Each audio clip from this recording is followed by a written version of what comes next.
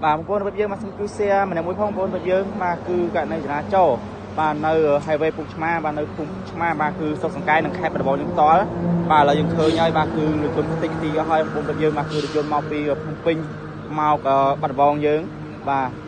ហើយនឹងម៉ូតូជីវច្រាស់ផ្លូវបាទជំនួសព័ត៌មានបឋមបាទនេះកង់ឡានបែកទីទីឲ្យបងប្អូនទាំងយើងបាទគឺកង់ឡានបាទទាំងមុខទាំងក្រោយបាទពងសរភាពអីក៏បែកទីទីអស់ដែរបងប្អូនទាំងយើង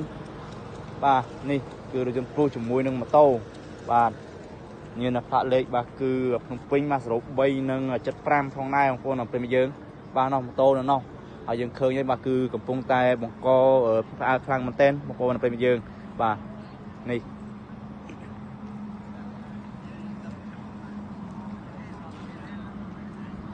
បាទម៉ូតូផ្លោងឆ្ងាយដែរបងប្អូនទាំងយើងចូល50-60 ម៉ែត្រដែរហើយយើងឃើញហើយបាទគឺខាងជំនាញចរាចរណ៍ផ្លូវគោកបាទខាងសង្កែលោកបានចុះមកដល់ចំណុចទីតាំងដើម្បីធ្វើការបោះវែងផងដែរ